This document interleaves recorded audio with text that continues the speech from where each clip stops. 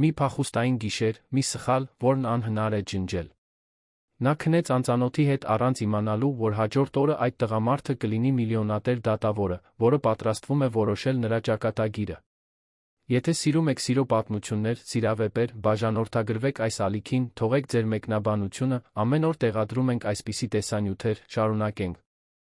Ամեն ինչ սկսվեց Երանի հյուսիսային պողոտայում գտնվող Մարիոթ հյուրանոցի շքեղ պարահանդեսում։ Լետիցիա Մենդոնցյանը չպետք է այնտեղ լիներ։ Զուսպ ճարտարապետ էր, ավելի շատ սովոր տեխնիկական գծագրերին ու մակետներին, քան շքեղ զգեստներին ու շամպայնի բաժակներին։ 32 տարեկան կինը, ում շագանակագույն մազերը միշտ հավաքված էին զուսպ կոկոնում, ով ունակ էր վերլուծական հայացք իր բարակ շրջանակով ակնոցի հետից, հրավիրվել էր Մարինա Պեշոտյանի, ազդեցիկ հաճախորդի կողմից, ով այնքան էր պնդել, որ նա չէր կարողացել մերժել։ Կանգնած ոսկեզօծ սրահի հսկայական սյուներից մեկի մոտ, Լետիցիան դիտում էր միջավայրը, կարծես դիտում էր այլ աշխարհի ներկայացում։ Հաշվարկված ժպիտները, չափազանցված կենացները, մարդկանց չափված քայլերը, ովքեր կարծես շարժվում էին իշխանության ազդեցության փորձված խորեոգրաֆիայի մեջ։ Նրա մուգ կապույտ զգեստը, ամենաէլեգանտը, որ նա կարողացել էր գտնել իր մինիմալիստական զգեստապահարանում, չափազանց պարզ էր թվում քարերի ներմուծված գործվածքների այդ օվկիանոսում։ Եվ հենց այդ ժամանակ նա տեսավ նրան։ Կապված անտարբեր տղամարդկանց մեջ նա առանձնանում էր ոչ միայն ֆիզիկական հզորությամբ, այլ հայացքի մեջ ինչ-որ բանով։ Հայացք, որը հատում էր ամբողջ սառնության մելամաղձության շփոթեցնող խառնուրդով։ Բարձրահասակ, քունքերին մոխրագույն մազերով, որոնք հակադրվում էին դեռս գերակշռող սին, անթերի կեցվածքով ներկայությամբ, որը կարծես հարգանք էր պահանջում, առանց որևէ բառ արտասանելու։ Լետիցիան անբացատրելի սարսուռ զգաց։ Նա անմիջապես ճանաչեց նրան, Էդուարդ Թավրիզյանին, Երանի քրեական դատարանի ամենասարսափելի դատավորին։ Նույն մարդը, ով 3 տարի առաջ հրապարակայնորեն քննադատել էր իր ստորագրած դատարանի ճարտարապետական նախագիծը, այն ճարտարապետական ամսագրին տված հարցազրույցում անվանելով գեղագիտորեն հավակնոտ ֆունկցիոնալ առումով թերի։ Քննադատությունն այդ ժամանակ վիրավորել էր նրա մասնագիտական հպարտությունը, բայց Լետիցիան առաջ էր շարժվել։ Այժմ, նրան առաջին անգամ անձամբ տեսնելով, նա զգում էր վրդովմունքի հիացմունքի շփոթված խառնուրդ։ Ինչու այդքան մարդկանց մեջ, ովքեր լցնում էին սրահը, նրա աչքերը համառորեն վերադառնում էին նրան։ Երբ նրանց հայացքները վերջապես խաչվեցին, քաղաքավարության համար տեղ չմնաց։ Դատավորը նույնպես կարծես ճանաչեց նրան, նրա արտահայտության մեջ ինչ-որ բան նրբորեն փոխվեց։ Անտեսանելի լարվածություն առաջացավ օդում, բնազդային ճանաչում, կարծես երկուսն էլ գիտեին, որ այդ հանդիպումը պատահական չէր։ Էդուարդ Թավրիզյանը չափազանց երկար պահպանեց աչքի կոնտակտը, որպեսզի դա պատահական լիներ, Լետիցիան, մի իմպուլսով, որը չհասկացավ, պահպանեց հայացքը, շեղվելու փոխարեն։ Մարինան, ով սրահում շրջում էր ջրում ձուկի պես, նկատեց հայացքների փոխանակումը, չարաճճի ժպիտով մոտեցավ Լետիցիային։ Տեսնում եմ, որ դուք պարոն Թավրիզյանն արդեն հանդիպել եք, մեկնաբանեց նա, շամպայնի բաժակը բռնած։ Միայն տեսողականորեն, պատասխանեց Լետիցիան, փորձելով անտարբեր թվալ։ Նա մի քանի տարի առաջ քննադատել էր իմ նախագծերից մեկը։ Ահ, Էդուարդն այդպիսին է։ Ամեն ինչում խիստ է։ Ասում են, որ նույնիսկ հայելու մեջ իր արտացոլումը չի հավանում, Մարինան ծիծաղեց, իսկ հետո Լետիցիայի սարսափին ժեստ արեց, կանչելով դատավորին։ Արի, ձեզ պաշտոնապես կներկայացնեմ։ Նա իմ ամուսնու ընկերն է։ Էդուարդ Թավրիզյանը մոտեցավ այնպիսի էլեգանտությամբ, որը մարտահրավեր էր նրա խստության համբավին։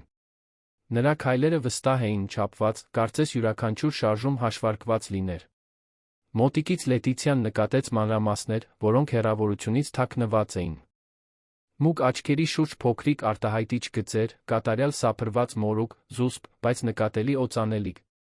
Էդուարդ, սա Լետիցիա Մենդոնցյանն է, ճարտարապետը, ով վերանախագծել է իմ տունը Ծաղկաձորում։ Լետիցիա, սա պարոն Էդուարդ Թավրիզյանն է։ Օրիորդ Մենդոնցյան, ասաց նա խորը վերահսկվող ձայնով, ձեռքը մեկնելով։ Կարծում եմ, արդեն ծանոթ ենք, թեկուզ անուղղակիորեն։ Կոտայքի մարզի դատարանի մասին ձեր մեկնաբանությամբ, Լետիցիան լրացրեց, դիտավորյալ ուժգնությամբ սեղմելով նրա ձեռքը։ Դժվար է մոռանալ այդքան սրամիտ վերլուծություն։ Նրա աչքերում զարմանքի մի փայլ անցավ, արագորեն փոխարինվելով հաշվարկված հետաքրքրությամբ։ Նա սովոր չէր առերեսվելուն, հատկապես սոցիալական միջոցառումներում, որտեղ բոլորը կարծես անհամբեր էին նրան հաջողանալու։ Ես պահպանում եմ իմ կարծիքը նախագծի վերաբերյալ, պատասխանեց նա առանց շեղվելու։ Թե ճանաչում եմ, որ թերությունների հետում կա տաղանդ։ Մարինան, նկատելով աճող լարվածությունը, նյարդայնորեն ժպտաց ինչ-որ բան մրմնջաց այլ հյուրերին ողջունելու անհրաժեշտության մասին, հեռանալով նրանց հմտությամբ, ով գիտի, թե երբ է զրույցը դադարում միջնորդության կարիք ունենալ։ Հետագա երկխոսությունը կարճ էր, սուր, լի նուրբ սադրանքներով, քողարկված սոցիալական քաղաքավարությամբ։ Լետիցիան պաշտպանում էր իր ճարտարապետական ընտրությունները զուսպ գրքով, մինչդեռ Էդուարդը նրան մարտահրավեր էր նետում ճշգրիտ հարցերով, որոնք բացահայտում էին ճարտարապետության մասին զարմանալի գիտելիքներ։ Դա բանավոր մենամարտ էր, քողարկված որպես պատահական զրույց, երկուսն էլ կարծես էներգիա էին ստանում առերեսումից։ Ձեր նախագծի խնդիրը տեխնիկական չէր, այլ փիլիսոփայական, փաստարկեց նա, մինչ նրանք դանդաղ քայլում էին սրահով, հեռանալով երեկույթի կենտրոնից։ Դատարանը պետք է արտահայտի ամրություն, հուսալիություն, ոչ թե էքսպերիմենտալիզմ։ Արդարադատությունը չպետք է լինի նա թափանցիկ մատչելի։ Թե նախընտրում եք, որ դատարանները շարունակեն թվալ որպես ահաբեկող տաճարներ, որտեղ միայն նվիրյալներն են իրենց հարմարավետ զգում, առարկեց նա։ Էդուարդը բերանը բացեց պատասխանելու, բայց հետո անսպասելի բան տեղի ունեցավ։ Լետիցիան ժպտաց։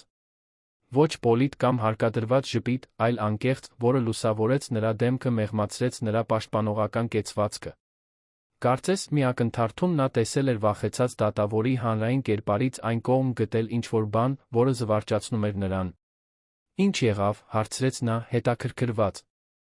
Ոչինչ, պատասխանեց Լետիցիան։ Պարզապես հասկացա, որ տարիներից ի վեր առաջին անգամ եմ ճարտարապետության մասին այդքան ինտենսիվ քննարկում։ Դա թարմացնող է։ Անսպասելի մեկնաբանությունը զինաթափեց Էդուարդին։ Մարդը, ով երբեք չէր զարմանում իր սեփական դատարանում, ով պահպանում էր հուզական անթափանցելիության հանրային կերպարը, զգաց, որ ինչ-որ բան զիջում է իր ներսում։ Այժմ նրան գրավում էր ոչ միայն Լետիցիայի զուսպ գեղեցկությունը, այլ այն, թե ինչպես էր նա անվախ մարտահրավեր նետում նրան, ինչպես էր նրա հայացքը բացահայտում մի խելք, որը չէր վախենում նրա համբավից։ Կպարեք, հարցրեց նա, գրեթե իմպուլսիվորեն, երբ նվագախումբը սկսեց վալս նվագել։ Լետիցիան վարանեց, զարմացած հրավերից իր սեփական ցանկությունից, ընդունելու։ Ես այդքան էլ լավ չեմ դրանում, խոստովանեց նա։ Ես էլ, խոստովանեց Էդուարդը, առաջարկելով իր თ. Բայց ես լավ ռիթմի հավասարակշռության զգացում ունեմ։ Դրանք իմ աշխատանքի պահանջներն են։ Հետագա պարը ավելի քիչ խորեոգրաֆիա էր, ավելի շատ կամքերի լուռ մարդ։ Նրանց մարմինները շարժվում էին կատարյալ համաժամանակության մեջ, չնայած նրանց միջ եղած լարվածությանը։ Էդուարդը նրան առաջնորդում էր ամրությամբ, ճշգրտությամբ, մինչդեռ Լետիցիան հետում էր առանց ենթարկվելու, պահպանելով մի հեռավորություն, որը միաժամանակ սեփական էր սադրիչ։ Դուք այն չեք, ինչ ես սպասում էի, պարոն Թավրիզյան, ասաց նա, երբ նրանք պտտվում էին այլ զույգերի միջ։ Իսկ ինչ էիք սպասում։ Մեկին ավելի անզիջում։ Ավելի սառը։ Միգուցե ես հենց այդպիսին եմ, պատասխանեց նա, ձայնը ավելի ցածր։ Դատարանում։ Իսկ դրանից դուրս։ Հարցը կախված մնաց օդում, լի ենթադրություններով։ Էդուարդը բառերով չպատասխանեց, բայց նրա մատները թեթակի սեղմեցին Լետիցիայի մեջքը, նրան մի փոքր ավելի մոտեցնելով։ Շարժումը գրեթե աննկատ էր դիտողների համար, բայց նրանց համար դա լուռ խոստովանություն էր։ Երաժշտությունը ավարտվեց, բայց նրանք ավելորդ մեկ վայրկյան ավելի մոտ մնացին։ Առաջինը Լետիցիան հեռացավ, վերականգնելով իր հանգստությունը։ Օդի կարիք ունեմ, մրմնջաց նա, հանկարծակի խեղդված։ Զգալով պահի ինտենսիվությունից։ Էդուարդը գլխով արեց, հասկանալով չասվածը։ Այս ժամին տերասը դատարկ է։ Նրանք զուսպ կերպով դուրս եկան սրահից, անցնելով հայ ժամանակակից արվեստով զարդարված միջանցքներով, մինչ հասան լայն տերասին, որն առաջարկում էր Հրազդան գետի լուսնի լույսով լուսավորված գեղեցիկ տեսարանը։ Ծովային զով քամին որոշակի թեթություն բերեց այն ջերմությանը, որը երկուսն էլ զգում էին ոչ միայն պարահանդեսի միջավայրից, այլ միմյանց մոտիկությունից։ Ավելի լավ է, հարցրեց Էդուարդը, դիտելով, թե ինչպես էր լուսնի լույսը փոխում Լետիցիայի դեմքը, մեղմացնելով նրա վճռական դիմագծերը։ Նա գլխով արեց, հենվելով ճաղաշարին։ Չեք սովորաբար հաճախում այսպիսի սոցիալական միջոցառումների, կարծում եմ։ Ոչ ըստ ընտրության, խոստովանեց նա։ Ես գալիս եմ միայն այն ժամանակ, երբ բացակայությունը կնկատվեր կամ կմեկնաբանվեր որպես ամբարտավանություն։ Հանրային կերպար, մեկնաբանեց Լետիցիան։ Ես լավ գիտեմ այդ խաղը։ Դա ինձ համար ավելին է, քան խաղը, ասաց Էդուարդը, ձայնը հանկարծակի լուրջ դառնալով։ Դա պատասխանատվություն է։ Մարդիկ վստահում են այն համակարգին, որը ես ներկայացնում եմ։ Եվ դա արդարացնում է մեկուսացումը, մշտական խստությունը։ Հարցը հարվածեց նրան խոցելի կետին։ Էդուարդին հազվադեպ էին հարցնում իր անձնական ընտրությունների մասին, այն գնի մասին, որը նա վճարում էր իր զբաղեցրած դիրքի համար։ Դեմքով դեպի նա շրջվելով, նա մի պահ ուսումնասիրեց նրա դեմքը, նախքան պատասխանելը։ Կան ընտրություններ, որոնք մենք կատարում ենք, հետանքներ, որոնք ընդունում ենք, ասաց նա վերջապես։ Որոշ դիրքեր թույլ չեն տալիս միջին դիրք։ Դա միայնակ է հնչում, նկատեց Լետիցիան, այնպիսի նրբությամբ, որը զարմացրեց նրան։ Իսկ դուք, հարցրեց նա, շեղելով ուշադրությունը։ Տաղանդավոր ճարտարապետ, ակնհայտորեն անհարմար սոցիալական միջոցառումներում, առանց մատանու։ Ձեր ընտրությունները ձեզ չեն մեկուսացրել։ Լետիցիան զգաց ճշգրիտ հարվածը։ Կարծես նա կարդացել էր իր կյանքի էջերը միայն մեկ հայացքով։ Ճիշտ է, պատասխանեց նա դառը ժպիտով։ Կարծես երկուսս էլ զոհաբերել ենք որոշ բաներ մեր սկզբունքների համար։ Զրույցն այնուհետ հոսեց դեպի ավելի քիչ անձնական թեմաներ, գրականություն, դասական երաժշտություն, Երանի քաղաքաշինական խնդիրները, բայց ինչ-որ բան փոխվել էր։ Քաղաքավարի արտահայտությունների փոխանակված կարծիքների միջ աճում էր մի կապ, որը նրանցից ոչ ոք նախկինում չէր զգացել։ Մի փոխադարձ ըմբռնում, որը գերազանցում էր բառերը։ Նրանք կորցրել էին ժամանակի զգացումը։ Երեկույթը հեռու էր շարունակվում, երաժշտության զրույցների ձայնը խուլ կերպով հասնում էր տերասին։ Աշխարհը կարծես նվազել էր մինչ այդ տարածքը, այդ պահը, այդ երկու մարդուն, ովքեր զարմանքով դիմադրությամբ հայտնաբերում էին, թե որքան նման էին իրենց տարբերություններով։ Էդուարդն էր, ով նայեց ժամացույցին, կնճռոտելով հոնքերը։ Ուշ է։ Պետք է վերադառնամ, համաձայնեց Լետիցիան, առանց շարժվելու։ Ես էլ։ Նրանցից ոչ ոք չշարժվեց։ Նրանց միջ օդը կարծես լիցքավորված էր էլեկտրականությամբ, լի չարտահայտված հնարավորություններով։ Սա սխալ է, մրմնջաց Էդուարդը, մեկ քայլ անելով նրա կողմը։ Հավանաբար, համաձայնեց Լետիցիան, նույնպես մոտենալով։ Երբ նրանց շրթունքները հանդիպեցին, սկզբնական քնքշություն չկար, ոչ էլ վարանում։ Դա շտապ, գրեթե հուսահատ համբույր էր, կարծես երկուսն էլ չափազանց երկար էին սպասել մի բանի, որը նույնիսկ չգիտեին, որ ցանկանում էին։ Նրա ձեռքերը գտան նրա իրանը, մինչդեռ նա գրկեց նրա պարանոցը, մարմինները մոտեցնելով։ Մի կարիքով, որը մարտահրավեր էր նետում բանականությանը։ Սրահի խուլ ձայնի իրենց սրտերի արագ բաբախյունի մեջ նրանք տրվեցին իմպուլսներին, որոնք երկար ժամանակ ճնշել էին։ Էդուարդը նրան սեղմեց պատին, նրա ձեռքերը մարմնի կորությունները հետազոտում էին մի շտապողականությամբ, որը հակասում էր նրա սովորական զսպվածությանը։ Լետիցիան նրան ավելի մոտ քաշեց, նրա մատները խառնեցին նրա միշտ կատարյալ մազերը, քանդելով փողկապի հանգույցը մի համարձակությամբ, որը նա երբեք չէր պատկերացրել, որ կունենա։ Իմ սենյակը, շշնջաց նա նրա պարանոցին։ Վերջին հարկում։ Լուր հարցին պատասխանվեց էլ ավելի ինտենսիվ համբույրով։ Առանց այլ բառերի, նրանք հեռացան տերասից, անցնելով երկրորդական միջանցքներով, տեսանելի չլինելու համար։ Անձնական վերելակը կարծես անտանելի դանդաղ էր շարժվում, հարկադրված մոտիկության յուրաքանչյուր վայրկյանը մեծացնում էր նրանց միջ լարվածությունը։ Նրանց արագացած շնչառությունը, չշեղվող հայացքները, նվազագույն հեռավորությունը, որը նրանք պահպանում էին միայն այն վայրի գիտակցությամբ, որտեղ գտնվում էին։ Երբ դուռը վերջապես բացվեց անմիջապես նախագահական լյուքը սենյակում, այլևս զսպվածություն չկար։ Հագուստները շպրտվեցին դեպի անկողին ճանապարհին, ձեռքերը հետազոտում էին նոր բացված մաշկը, շրթունքները նշում էին երբեք չպահանջված տարածքները։ Սենյակի մասնակի մթությունը, որը լուսավորվում էր միայն համայնապատկերային պատուհաններից ներթափանցող լուսնի լույսով, նրանց տալիս էր այն ազատությունը, որը լիարժեք տեսանելիությունը գուցե կմերժեր։ Էդուարդը նրան դրեց անկողնում մի հարգանքով, որը հակասում էր նրա նախորդ շարժումների շտապողականությանը։ Մի ակնթարթ նա դիտեց նրան, կարծես ցանկանում էր անգիր անել յուրաքանչյուր կորություն, յուրաքանչյուր ստվեր, յուրաքանչյուր արտահայտություն։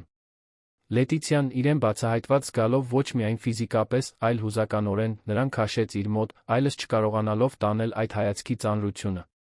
Այն, ինչ հաջորդեց, փոխադարձ հայտնագործություններ, մարմինների սահմանների, ճնշված ցանկությունների թաքնված խոցելիությունների հետազոտություն։ Տարիներից ի վեր առաջին անգամ նա իրեն զգաց պարզապես տղամարդ, ոչ թե դատավոր։ Եվ նա, ծնողներին կորցնելուց հետո առաջին անգամ դադարեց ամեն ինչ վերահսկելուց։ Հանձնվելով, նրանք գտան անսպասելի ազատություն։ Հետո, կողք կողքի պառկած, հի զարմանալիորեն գոհ, նրանց միջ լռությունը ոչ թե անհարմար էր, այլ խորհրդածական։ Էդուարդը նրա մեջքի մաշկի վրա անտեսանելի նախշեր էր գծում, մինչդեռ Լետիցիան դիտում էր նրա պրոֆիլը քաղաքի հեռավոր փայլի դեմ, որը երբեք չէր քնում։ Ինչ եք մտածում, հարցրեց նա, ձայնը ավելի մեղմ, քան Լետիցիան երբեք լսել էր։ Այն մասին, թե ինչպես է իրականությունը երբեմն մարտահրավեր նետում բոլոր սպասելիքներին, պատասխանեց Լետիցիան հենվելով նրա կրծքին։ Երբեք չէի պատկերացրել այս սցենարը։ Էդուարդը ցածր ծիծաղեց, ձայնը արձագանքեց նրա ականջին։ Ես էլ։ Այս գիշերվա իմ պլաններում հաստատ չէր։ Դուք պլաններ ունեք ամեն գիշերվա համար։ Դրանց մեծ մասի համար։ Կարգը կանխատեսելիությունը խարիսխներ են։ Լետիցիան բարձրացավ, հենվելով արմունկին նրան նայելու։ Իսկ ինչ է լինում, երբ խարիսխները բարձրացվում են։ Սա, պատասխանեց նա, քնքշորեն շոյելով նրա դեմքը մի նրբությամբ, որը զարմացրեց նրան։ Շեղում։ Քաոս։ Ազատություն։ Նրանք ժամերով զրուցեցին, բացահայտելով միմյանց մասին մանրամասներ, որոնք երբեք չէին պատկերացրել, որ կկիսեն որևէ մեկի հետ։ Նա խոսեց կյանքերը դատելու մշտական ճնշման մասին, այն մեկուսացման մասին, որը ինքն իրեն էր պարտադրել ամբողջականությունը պահպանելու համար։ Նա պատմեց ծնողների վաղաժամ մահվան մասին, այն մասին, թե ինչպես էր ճարտարապետությունը դարձել իր ապաստանը իր բանտը, ձախողված հարաբերությունների մասին, քանի որ երբեք չէր կարողացել հրաժարվել վերահսկողությունից։ Նրանք քնեցին գրկախառնված, հաղթահարված ֆիզիկական հոգնածությունից խախտված արգելքների հուզական հյուծվածությունից։ Երբ առավոտը եկավ, իր անողոք լույսով բերելով իրականությունը, Լետիցիան շշմած արթնացավ, տագնապով նայելով ժամացույցին։ Աստված իմ, ուշանում եմ, մրմնջաց նա, թռիչքով վեր կենալով սենյակում ցրված իր հագուստները փնտրելով։ Մեկ ժամից էլ քիչ ժամանակ ունեմ Երանի քաղաքապետարանի կոմունալ տնտեսության վարչության հետ հանդիպում։ Էդուարդը դիտում էր նրան, շտապ հագնվելիս, մի արտահայտությամբ, որը խառնում էր հիացմունքը մելամաղձությանը մոտ ինչ-որ բան։ Նա չփորձեց կանգնեցնել նրան, ոչ էլ դատարկ խոստումներ տվեց հաջորդ հանդիպման մասին։ Երկուսն էլ չափազանց մեծահասակ էին, ծածնելու, թե դրսի աշխարհը գոյություն չունի, թե իրենց կյանքերը պարտականությունները չէին սպասում նրանց այդ դռներից այն կողմ։ Կարող եմ ձեր համարը խնդրել, հարցրեց նա, երբ նա արդեն գրեթե պատրաստ էր։ Լետիցիան մի պահ վարանեց, հետո գլխով արեց, թելադրելով թվերը, մինչ նա դրանք գրանցում էր իր բջջային հեռախոսում։ Նա մոտեցավ անկողնում վերջին համբույրի համար, որը սկսվեց կարճ գրեթե պաշտոնական, բայց խորացավ, երբ Էդուարդը նրան հետ քաշեց իր մոտ։ Պետք է գնամ, շշնջաց նա նրա շրթունքներին, դժկամորեն հեռանալով։ Գիտեմ։ Նա շտապ դուրս եկավ, թողնելով ոչ միայն մետաքսե սավաններով փաթաթված խորհրդածական լռության մեջ ընկղմված տղամարդու, այլ իր մի մասը, որը նա կարծում էր, որ վաղուց կորցրել է։ Հաջորդ օրերին Լետիցիան փորձեց վերադառնալ իր առօրյային, ընկղմվելով իր վերահսկվող նախագծերի համակարգվող հանդիպումների մեջ։ Բայց նրա բջջային հեռախոսը կարծես ծանր էր գրպանում, նրա մտքերը համառորեն վերադառնում էին Մարիոթ հյուրանոցում անցկացրած այդ գիշերին, անսպասելի կապի այդ պահերին։ Էդուարդի առաջին հաղորդագրությունը եկավ 3 օր անց։ Պաշտոնական, գրեթե հեռավոր։ Հուսով եմ, որ ձեր հանդիպումը արդյունավետ էր։ Էդուարդ Թավրիզյան։ Լետիցիան պատասխանեց ժամեր 10 մտորումներից հետո, նույնքան զուսպ։ Հաջող էր, շնորհակալություն։ Լետիցիա Մենդոնցյան։ Աստիճանաբար հաղորդագրությունները դարձան ավելի հաճախակի պակաս պաշտոնական։ Մեկնաբանություններ օրվա մասին, դիտարկումներ վայրերի կամ իրավիճակների մասին, որոնք հիշեցնում էին միմյանց, փոքր խոստովանություններ այն մասին, թե ինչպես էր կիսված գիշերը վառ մնում հիշողության մեջ։ Նա, ով երբեք չէր ժպտում հեռախոսին, այժմ ավելի ու ավելի հաճախ էր դա անում։ Նա, ով սովոր էր հուզական հեռավորությանը, անհամբեր սպասում էր յուրաքանչյուր պատասխանին։ Պարահանդեսից մեկ ամիս անց նրանք նորից հանդիպեցին, այս անգամ Կոնդի փոքրիկ ռեստորանում, հեռու ծանոթ հայացքներից։ Սկզբնական լարվածությունը արագորեն տեղը զիջեց զարմանալի ծանոթությանը, կարծես նրանք ճանաչում էին միմյանց տարիներ, ոչ թե շաբաթներ շարունակ։ Նրանք խոսեցին ամեն ինչի ոչնչի մասին, ծիծաղեցին այն բաների վրա, որոնք միայն իրենք էին հասկանում, փոխանակեցին հայացքներ, լի հետագա խոստումներով։ Այդ գիշերվանից սկսվեց մի զուսպ առօրյա։ Հանդիպումներ հեռավոր վայրերում, նրա բնակարանում, Էրեբունի ամրոցի տեսարանով, կամ նրա մինիմալիստական լոֆթում, կենտրոնում։ Նրանք երբեք չէին խոսում ապագայի, սահմանումների կամ սպասելիքների մասին։ Նրանք ապրում էին յուրաքանչյուր պահը, կարծես այն եզակի լիներ, առանց որևէ պլանի, բացի հաջորդ հանդիպումից։ Բայց ճակատագիրը, միշտ հեգնական, սկսեց այլ սյուժե հյուսել։ Հոկտեմբերյան մի առավոտ Լետիցիան նկատեց հսկողության նուրբ նշաններ։ Չափազանց երկար կայանված մեքենա իր գրասենյակի մոտ, զանգեր, որոնք անջատվում էին հենց որ նա պատասխանում էր, այն զգացումը, որ իրեն դիտում են, երբ նա դուրս էր գալիս ճաշելու։ Սկզբում նա դա վերագրեց պարանոյային, բնական վախին, որ իր գաղտնի հարաբերությունները Էդուարդի հետ կբացահայտվեն։ Մինչ որ անձրոտ չորեքշաբթի օրը դատական պաշտոնյան մտավ իր գրասենյակ, կնքված ծրարով։ Կանչագիր, նրան լսելու էին որպես առանցքային վկա կոռուպցիոն գործում, որը ներգրավում էր Մենդոնցյան Ալբուկերկյան շինարարական ընկերությունը, որտեղ նա աշխատել էր 5 տարի, մինչ իր սեփական ճարտարապետական ստուդիա բացելը։ Լուրն ինքնին արդեն անհանգստացնող կլիներ։ Շինարարական ընկերությունը պատկանում էր իր հորը, վաճառվել էր նրա մահից հետո, կոռուպցիայի հետ ցանկացած կապ կպղծեր ոչ միայն իր համբավը, այլ նրա հիշատակը։ Բայց իսկական հարվածը եկավ, երբ նա կարդաց գործով պատասխանատու դատավորի անունը՝ Էդուարդ Թավրիզյան։ Գետինը ոտքերի տակից անհետացավ։ Հայտնությունը կրկնակի հարված էր, իրավական հուզական։ Նրանց միջ ներգրավվածության մասին ցանկացած լուր կարող էր ոչնչացնել նրանց համբավը, անվավեր ճանաչել գործընթացը, դրանց դարձնել հանրային թիրախ։ Շահերի բախումն ակնհայտ էր, հետանքները՝ պոտենցիալ ավերիչ։ Էդուարդին գործի ամբողջականությունը պաշտպանելու համար Լետիցիան կայացրեց արմատական որոշում. անհետանալ նրա կյանքից։ Առանց բացատրությունների, առանց պատշաճ հրաժեշտների։ Նա ուղարկեց մեկ հաղորդագրություն՝ սառը հեռավոր։ Ինձ տարածք է պետք։ Խնդրում եմ, այլս ինձ մի փնտրեք։ Այդ բառերը մուտքագրելիս նրա զգացած ցավը ֆիզիկական էր, կարծես ինչ-որ բան կոտրվեր նրա ներսում։ Բայց այլընտրանքը ավելի վատ էր թվում։ Էդուարդին մեղադրել անաչառության մեջ, կորցնել 2 տասնամյակի ընթացքում կառուցված վստահությունը, ունենալ իր կարիերան ոչնչացված մի ներգրավվածության պատճառով, որը ոչ ոք չէր հասկանա։ Գործը չափազանց մեծ էր, ներգրավում էր Երանի քաղաքական գործարար ասպարեզի հզոր գործիչներ։ Ուշադրության կենտրոնում կլինեին բոլոր ներգրավվածները։ Էդուարդը փորձեց կապ հաստատել։ Զանգեր, որոնց նա չպատասխանեց, հաղորդագրություններ, որոնք նա կարդում էր սրտի կծկումով, բայց չէր պատասխանում։ Մի գիշեր նա հայտնվեց նրա շենքում, բայց նա հրահանգեց դռնապանին ասել, որ ինքը ճանապարհորդության մեջ է։ Նա տեսավ նրան անվտանգության տեսախցիկով, կանգնած մայթին, անձրի տակ, նայելով իր պատուհանին մի արտահայտությամբ, որը երբեք չէր մոռանա։ Շաբաթներ տած անհաջող փորձերից հետո Էդուարդը վերջապես հարգեց նրա լռությունը։ Որպես կարգապահ դատավոր, նա շփոթությունը ցավը ուղղեց դեպի աշխատանքը։ Նա դարձավ էլ ավելի խիստ, ավելի մեկուսացված, ավելի վախեցած։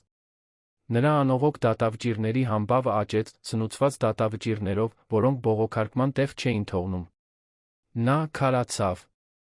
Նա նորից դարձավ այն մարդը, ինչ նախկինում էր, սառը, անհասանելի, միայնակ։ Լետիցիան, իր հերթին, ընկղմվեց ցուցմունքի նախապատրաստման մեջ։ Նա վերանայեց բոլոր նախագծերը, որոնցում ներգրավված էր շինարարական ընկերությունում, վերլուծեց փաստաթղթերը, հիշեց հանդիպումները։ Ընկերությունը վաճառվել էր իր հոր մահից հետո մի խմբի, որը ղեկավարում էր Հենրիկ Ալբուկերկյանը, ընտանիքի 5 գործընկերը Լետիցիայի կնքահայրը։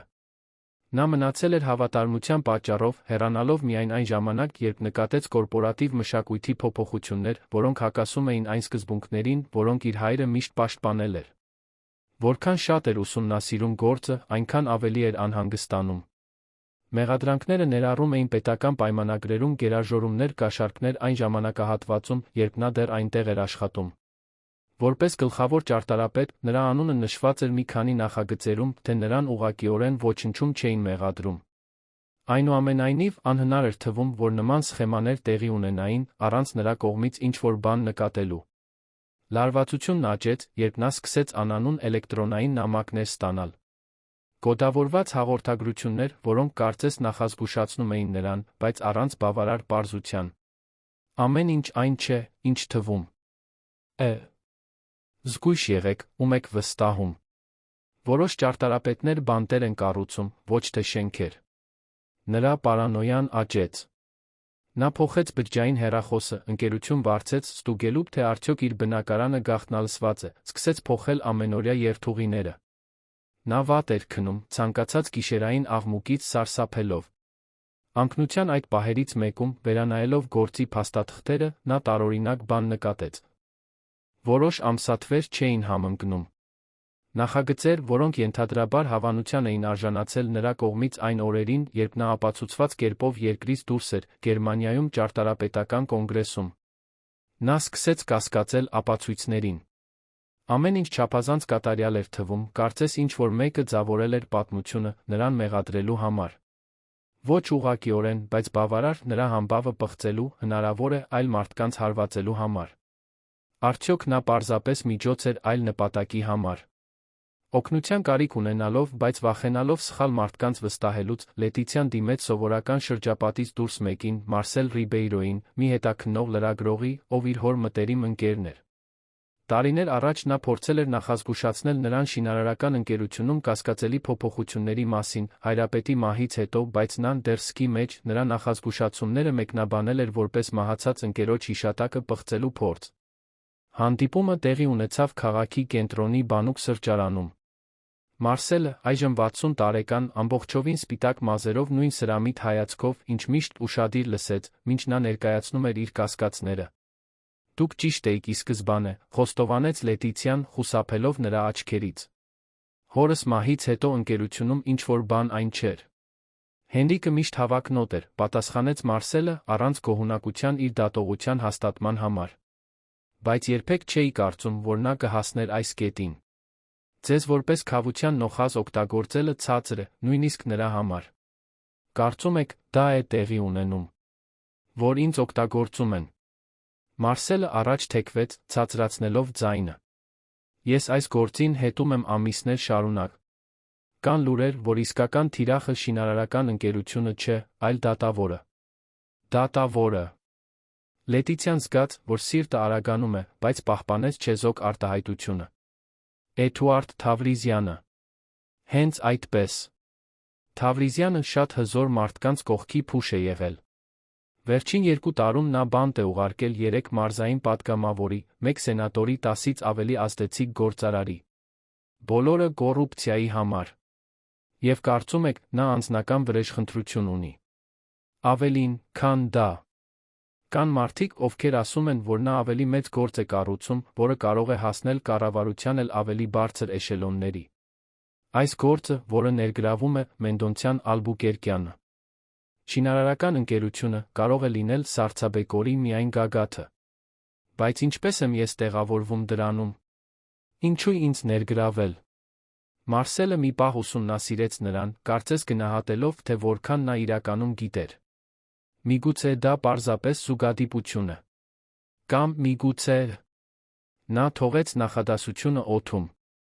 Միգուցե ինչ։ Միգուցե ինչ-որ մեկը գիտի մի բան, որը մենք չգիտենք։ Զրույցը Լետիցիային էլ ավելի անհանգստացրեց։ Տանը, փորձելով մտքերը կարգի բերել, նա անհայտ համարից զանգ ստացավ։ Նա վարանեց, բայց պատասխանեց։ Օրիորդ Մենդոնցյան։ Մյուս կողմից տղամարդու ձայնը խորն էր, պաշտոնական։ Սա Դանիել Վասկոնսելոսն է, դատական ոստիկանությունից։ Մենք պետք է խոսենք ձեր անվտանգության մասին։ Հանդիպումը նշանակվեց հաջորդ առավոտ, քաղաքի կենտրոնում գտնվող ոստիկանական բաժանմունքում։ Դանիելը, միջին տարիքի տղամարդ հոգնած աչքերով զինվորական կեցվածքով, բացատրեց, որ նրան վերահսկում են, որպես առանցքային վկաների պաշտպանության ծրագրի մաս։ Մենք կասկածում ենք, որ շինարարական ընկերության հետ կապված գործը ծխացածկույթ է, բացատրեց նա։ Իսկական նպատակը կարող է լինել պարոն Թավրիզյանին վարկաբեկելը, ով կարոր գործընկեր է եղել ավելի մեծ հետաքննություններում։ Ինչպես է վարկաբեկել։ Ստիպել նրան ինքնաբացարկ հայտնել գործից կամ ավելի վատ իրավիճակ ստեղծել, որը կառաջարկի անաչառություն կամ կոռուպցիա։ Թավրիզյանը հայտնի է իր անսասան ազնվությամբ։ Եթե կարողանան նրան տապալել, շատ գործընթացներ կարող են փլուզվել։ Եվ ես ինչ եմ այս ամենում։ Խայծ։ Դանիելը ուղղակիորեն չպատասխանեց։ Ինչ կարող ենք ասել, այն է, որ ձեր անվտանգությունը առաջնահերթ է։ Այսուհետ դուք կունենաք զուսպ պաշտպանություն օրը 24 ժամ։ Դա չի պատասխանում իմ հարցին։ Ոստիկանը հոգոց հանեց։ Օրիորդ Մենդոնցյան, որքան քիչ իմանաք, այնքան ավելի ապահով կլինեք։ Ես կարող եմ միայն ասել, որ մենք վստահում ենք ձեր ազնվությանը, ինչպես նա պարոն Թավրիզյանի ազնվությանը։ Հաջորդ օրերին Լետիցիան սկսեց նկատել քաղաքացիական հագուստով գործակալների մշտական ներկայությունը իր առօրյայում։ Մի տղամարդ, թերթ կարդալիս այն սրճարանում, որտեղ նա նախաճաշում էր, մի կին, ով կարծես գնումներ էր կատարում նույն խանութում, մի լրացուցիչ անվտանգության աշխատակից իր գրասենյակի շենքում։ Մարսելը, իր հաշվին, սկսեց հետաքննել։ Որպես տասնամյակների փորձ ունեցող հարգված լրագրող, նա ուներ աղբյուրներ կառավարության դատական համակարգի բոլոր մակարդակներում։ Աստիճանաբար նա կիսվում էր հայտնագործություններով Լետիցիայի հետ։ Ձեր դեմ ուղված փաստաթղթերը կեղծվել էին, հաստատեց նա, ցույց տալով էլեկտրոնային նամակների պատճեններ, փոփոխված մետատվյալներով։ Շինարարական ընկերության ներսից մեկը շահարկել էր գրառումները, առաջարկելու ձեր ուղղակի ներգրավվածությունը գերաժորված նախագծերի հաստատումներում։ Բայց ինչո՞ւ։ Ինչ շահ կունենային ինձ ներգրավելով։ Ես դեռ կապում եմ կետերը, բայց մի տեսություն այն է, որ նրանք գիտեին, որ Թավրիզյանը կնշանակվի գործի համար։ Միգուցե նրանք ցանկանում էին տեսնել, թե ինչպես նա կարձագանքի, ստիպված լինելով դատել մեկին, ովը։ Մեկին, ով ինչ, ընդհատեց Լետիցիան, լարված։ Մարսելը հետաքրքրությամբ նայեց նրան։ Մեկին, ով հրապարակայնորեն մարտահրավեր էր նետել նրա իշխանությանը։ Դատարանի նախագծի շուրջ ձեր բախումը այդ ժամանակ բավականին քննարկվում էր։ Լետիցիան մի փոքր թուլացավ, հասկանալով, որ Մարսելը չգիտեր Էդուարդի հետ իր անձնական ներգրավվածության մասին։ Դա 3 տարի առաջ էր։ Դժվար թե հիմա արդիական լիներ։ Վարքագծի օրինաչափութ։ Յուններ փնտրող մարդկանց համար դա կարող էր լինել, փաստարկեց լրագրողը։ Կամ միգուցե դուք պարզապես կողմնակի վնաս եք։ Կարևորն այն է, որ մենք ապացույցներ ենք հավաքում շահարկման մասին։ Քանի որ լսումների ամսաթիվը մոտենում էր, ճնշումն աճում էր։ Լետիցիան գիշերվա կեսին անանուն զանգ ստացավ։ Հրաժարվիր գործից։ Խոստովանիր ներգրավվածություն կամ քեզ մոտ մարդիկ կտուժեն։ Նա սպառնալիքի մասին հայտնեց Դանիելին, ով ուժեղացրեց իր շուրջը անվտանգությունը։ Բայց վախն աճում էր ոչ միայն իր, այլ Էդուարդի համար։ Եթե ինչ-որ մեկը հայտնաբերեր նրանց հարաբերությունները, հետանքները աղետալի կլինեին։ Անձրոտ կեսօրին, լսումներից 2 շաբաթ առաջ, Լետիցիան իր գրասենյակում էր, երբ անսպասելի այց ստացավ։ Հենրիկ Ալբուկերկյանը, իր կնքահայրը շինարարական ընկերության ներկայիս սեփականատերը։ 65 տարեկան Հենրիկը պահպանում էր այն էլեգանտությունն ու հմայքը, որոնք միշտ բնորոշել էին նրան։ Կատարյալ սանրված մոխրագույն մազեր, անթերի կոստյում, ժպիտ, որը ավտոմատ վստահություն էր ներշնչում։ Լետիցիա սիրելիս, նա գրկեց նրան, կարծես նրանց միջ լարվածություն չկար, կարծես նա ներգրավված չէր մի գործում, որը կարող էր ոչնչացնել իր ընկերությունը։ Որքան ժամանակ։ Հենրիկ, պատասխանեց նա պաշտոնապես, ցույց տալով, որ նա նստի։ Ինչի։ Պարտական այս այցին։ Մտահոգություն։ Մաքուր հայրական մտահոգություն, ասաց նա, տեղավորվելով իր սեղանի դիմացի աթոռին։ Այս գործընթացը անհեթեթ չափեր է ստանում։ Ես ուզում էի համոզվել, որ դուք լավ եք։ Լետիցիան ուսումնասիրեց նրան, փնտրելով կեղծիքի նշաններ այն դեմքի վրա, որին ճանաչում էր մանկուց։ Մարդը, ով բռնել էր իր ձեռքը իր ծնողների հուղարկավորության ժամանակ, ով խոստացել էր հոգ տանել իր մասին որպես դուստր, ով ֆինանսավորել էր իր ճարտարապետական ուսումը։ Հնարավոր էր, որ այս նույն մարդը այժմ նրան օգտագործեր որպես խաղաքար ավելի մեծ խաղում։ Ես զբաղվում եմ իրավիճակով, զգուշորեն պատասխանեց նա։ Դժվար է տեսնել իմ հոր ընկերության անունը կոռուպցիոն սկանդալներում ներգրավված։ Ձեր հայրը կկործանվեր, համաձայնեց Հենրիկը, ակնհայտ անկեղծությամբ։ Կարլոսը միշտ եղել է անսասան սկզբունքների մարդ։ Ինչպես դուք։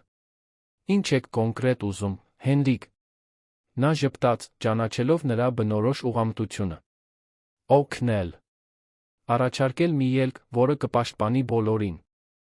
Ինչ տեսակի ելք։ Մի պարզ հայտարարություն։ Հաստատելով, որ դուք հավանության եք արժանացրել որոշ նախագծեր, առանց ծախսերի բոլոր մանրամասները ստուգելու։ Վարչական սխալ, ոչինչ հանցավոր։ Փոխարենը, մենք կհանենք ձեր անունը ցանկացած ապագա գործընթացից կերաշխավորենք, որ ձեր համբավը անձեռնմխելի մնա։ Լետիցիան զգաց, որ արյունը սառեց։ Դուք ինձ խնդրում եք ստել։ Ես խնդրում եմ, որ գործնական լինեք, ուղղեց նա, ձայնը դեռ բարյացակամ։ Այս գործը անհարկի անուններ կքաշի ցեխի մեջ։ Ներառյալ ձեր անունը։ Իսկ դատավորը։ Ինչ կլինի նրա հետ, եթե ես անեմ այդ պարզ հայտարարությունը։ Ինչ-որ բան նրբորեն փոխվեց Հենրիկի հայացքի մեջ։ Հետաքրքրության մի փայլ, կարծես նա հաստատել էր մի կասկած։ Դատավոր Թավրիզյանը։ Ինչ կապ ունի նա ձեր որոշման հետ։ Լետիցիան հասկացավ սխալը։ Նա ավելին էր բացահայտել, քան մտադիր էր։ Նա հայտնի է իր ազնվությամբ։ Նա չէր ընդունի կեղծված ցուցմունք։ Ահ, այո։ Անկաշար Էդուարդ Թավրիզյանը, ասաց Հենրիկը, թեթ հեգնանքով։ Բայց ամեն մարդ իր գինն ունի, Լետիցիա։ Կամ թույլ կողմ։ Ինչ է դա նշանակում։ Հենրիկը վեր կացավ, մանրակրկիտ ուղղելով իր կոստյումը։ Նշանակում է, որ հուսով եմ դուք կքննարկեք իմ առաջարկը։ Ձեր իսկ բարօրության համար։ Նա քայլեց դեպի դուռը, բայց նախքան դուրս գալը, շրջվեց։ Իդեպ, լսել եմ, որ Թավրիզյանը շատ տպավորված էր ձեզնով Մարիոթ հյուրանոցի պարահանդեսում։ Հետաքրքիր է, թե ինչպես կարող են ամենաանհավանական մարդիկ կապ հաստատել։ Դուռը փակվեց, Լետիցիային սառած թողնելով։ Հաղորդագրությունը պարզ էր։ Նրանք գիտեին։ Ինչ-որ կերպ, նրանք գիտեին իր Էդուարդի մասին։ Սկզբնական խուճապը շուտով տեղը զիջեց վճռականությանը։ Եթե նրանք մտադիր էին օգտագործել իրենց հարաբերությունները որպես զենք, նրանք պետք է նախ բախվեին նրա հետ։ Հենրիկի հեռանալուց անմիջապես հետո Լետիցիան կապ հաստատեց Մարսելի Դանիելի հետ։ Արտակարգ հանդիպման ժամանակ, ապահով վայրում, նա պատմեց այցի դրա հետանքների մասին։ Սա հաստատում է, որ իսկական թիրախը Թավրիզյանն է, եզրակացրեց Դանիելը։ Նրանք ձեզ օգտագործում են նրան հասնելու համար։ Բայց ինչպես իմացան ձեր մասին, հարցրեց Մարսելը։ Դուք զուսպ էիք, չէ՞։ Լետիցիան վարանեց։ Նա լրագրողին չէր պատմել Էդուարդի հետ իր հարաբերությունների մասին, միայն թե նրանք հանդիպել էին պարահանդեսում։ Մենք չկար, պատասխանեց նա, տեխնիկապես ճիշտ։ Պարզապես մի զրույց պարահանդեսում, որը ակնհայտորեն նկատվել էր։ Հենրիկը կապեր ունի ամենուր, նկատեց Դանիելը։ Աչքեր ականջներ յուրաքանչյուր շքեղ հյուրանոցում, ռեստորանում, ակումբում։ Եթե ձեր միջ որե փոխազդեցություն եղել է, նա կարող էր իմանալ։ Կարորն այժմ նրանց հաջորդ քայլը կանխատեսելն է, միջամտեց Մարսելը։ Եթե Լետիցիան մերժի Հենրիկի առաջարկը, ինչ կլինի։ Նրանք պլան B ունեն, հաստատեց Դանիելը։ Միշտ ունեն։ Երեքն էլ մինչ ուշ աշխատեցին, քննարկելով հնարավոր ռազմավարություններ սցենարներ։ Երբ Լետիցիան վերջապես հասավ տուն, հյուծված, նա գտավ իր բնակարանը շրջված։ Ոչինչ արժեքավոր չէր տարվել, բայց նրա նոութբուքը միացված էր։ Նա վստահ էր, որ այն անջատել էր մինչ դուրս գալը, անձնական փաստաթղթերի մի դարակ կիսաբաց էր։ Վախեցած, բայց հրաժարվելով վախենալուց, նա ստուգեց ամբողջ բնակարանը, համոզվելով, որ միայնակ է։ Հետո մանրակրկիտ ուսումնասիրեց նոութբուքը, գտնելով իր անձնական էլեկտրոնային փոստին մուտքի նշաններ։ Հաղորդագրությունները բացվել էին, հատկապես նրանք, որոնք փոխանակվել էին Էդուարդի հետ իրենց հարաբերությունների սկզբում։ Ներխուժումը հաստատեց նրա կասկածները։ Նրանք ապացույցներ էին հավաքում Էդուարդի դեմ օգտագործելու համար, ապացուցելու անձնական կապ, որը կվարկաբեկեր նրա անաչառությունը գործում։ Սա նշանակում էր, որ ինչ-որ կերպ նա դիմադրել էր նախորդ ճնշումներին։ Նա ինքնաբացարկ չէր հայտնել, չէր զիջել շահարկման որե փորձի։ Բնորոշ նրան, մտածեց Լետիցիան, հիացմունքի անհանգստության խառնուրդով։ Հաջորդ առավոտ նա անանուն հաղորդագրություն ստացավ։ Վերջին հնարավորություն։ Համագործակցիր կամ դատավորը կընկնի։ Գիծ, Ձայնային ֆայլ։ Նրա Էդուարդի միջ ինտիմ զրույց, ակնհայտորեն ձայնագրված առանց երկուսի գիտության։ Սկզբնական հուսահատությունը շուտով տեղը զիջեց կատաղությանը։ Նրանք խախտել էին ոչ միայն նրա մասնագիտական գաղտնիությունը, այլ այն ամենաինտիմ պահերը, որոնք նա կիսել էր Էդուարդի հետ։ Սա այժմ անձնական էր։ Նա նորից կանչեց Դանիելին Մարսելին, կիսվելով ձայնագրությամբ իր նոր վճռականությամբ։ Ես այլս չեմ թաքնվի կամ փախչի։ Ժամանակն է պատասխանելու։ Ինչպե՞ս, հարցրեց Մարսելը։ Նրանք ռեսուրսներ ունեն, ազդեցություն, քաղաքական ուժ։ Եվ մենք ունենք ճշմարտությունը, պատասխանեց Լետիցիան։ Եվ ճշմարտությունը, երբ լավ փաստաթղթավորված է, ամենահզոր զենքն է։ Երեքն էլ մշակեցին ռիսկային պլան։ Մարսելը կօգտագործեր իր լրագրողական կապերը, ավելի խորը հետաքննելու Հենրիկի քաղաքական գործիչների միջ կապերը։ Դանիելը, դատական ոստիկանության պաշտոնական ուղիներով, թույլտվություն կստանար վերահսկելու կասկածելի հաղորդակցությունները ֆինանսական շարժերը։ Եվ Լետիցիան կծառայեր որպես խայծ։ Կձացներ, թե քննարկում է Հենրիկի առաջարկը, ժամանակ շահելով ավելի շատ ապացույցներ հավաքելով։ Հաջորդ շաբաթներին բացահայտվեց դավադրության սարդոստայնը։ Հենրիկը մենակ չէր գործում։ Կապեր կային ազդեցիկ սենատոր Պետրոս Ալմեյդայի հետ, նույնը, ում Էդուարդը հետաքննում էր մեկ այլ գործով, դատախազության բարձրաստիճան անդամների հետ։ Նրանք կազմում են կատարյալ եռանկյուն, բացատրեց Մարսելը, ցույց տալով իր կազմած դիագրամը։ Հենրիկը տրամադրում է փողը, սենատորը քաղաքական իշխանությունը, իսկ կոռումպացված դատախազները իրավական ծածկույթը։ Միասին նրանք կազմում են փողերի լվացման ազդեցության արտրի գրեթե աննկատ մեքենա։ Եվ Էդուարդը միակ խոչընդոտն էր, եզրակացրեց Լետիցիան։ Միակը, ում չկարողացան գնել կամ ահաբեկել, համաձայնեց Դանիելը։ Դրա համար էլ պետք էր նրան վարկաբեկել։ Եվ դուք, ցավոք, դարձաք կատարյալ զենքը։ Քանի որ նրանք ավելի շատ ապացույցներ էին հավաքում, վտանգն աճում էր։ Մարսելի մեքենան վանդալիզմի էր ենթարկվել։ Դանիելը վերադասներից քողարկված սպառնալիքներ էր ստացել, առաջարկելով դադարել փորել այնտեղ, որտեղ չպետք է։ Լետիցիայի նկատմամբ հսկողությունը ուժեղացել էր։ Նա մշտական հայացքներ էր զգում իր վրա, նույնիսկ տանը։ Երբ լսումների օրը վերջապես եկավ, Լետիցիան միաժամանակ հյուծված էր էլեկտրիկ։ Նա նախորդ գիշեր չէր քնել, վերջին անգամ վերանայելով բոլոր հավաքված ապացույցները։ Կեղծիքի շահարկման, դավադրության ապացույցներ, որի միակ նպատակը համակարգի կոռուպցիային չզիջող մարդուն տապալելն էր։ Նա զգուշորեն հագնվեց։ Մոխրագույն կանացի կոստյում, զուսպ, բայց էլեգանտ։ Մազերը հավաքված էին խիստ կոկոնում, մինիմալ դիմահարդարում, ոչ մի աքսեսուար, բացի մարգարտե փոքրիկ ականջողերից, հոր նվերը, երբ նա ավարտել էր ուսումը։ Նա ցանկանում էր պրոֆեսիոնալ, վերահսկվող, անթերի տեսք ունենալ։ Դուրս գալուց առաջ նա վերջին անգամ նայեց հայելու մեջ։ Նրա աչքերը վճռականություն էին բացահայտում, բայց նա վախ։ Ոչ իր, այլ Էդուարդի համար։ Այն մասին, թե ինչ կլինի, երբ նրանք նորից հանդիպեն ամիսներ տաց հարկադրական բաժանումից հետո։ Այն մասին, թե ինչ կմտածի նա, երբ իմանա, որ նա հեռացրել էր իրեն ոչ թե զգացմունքների բացակայության պատճառով, այլ նրան պաշտպանելու համար։ Խնդրում եմ, հասկացեք, շնջաց նա արտացոլանքին, կարծես բառեր էր փորձում նրա համար։ Ես արեցի այն, ինչ ճիշտ համարեցի։ Քրեական դատարանը շրջապատված էր լրագրողներով, երբ նա հասավ, ուղեկցությամբ Դանիելի դատական ոստիկանության երկու այլ գործակալների։ Տեսախցիկները շրջվեցին նրա կողմը, հարցեր էին բղավում, լուսարձակներ էին բռնկվում։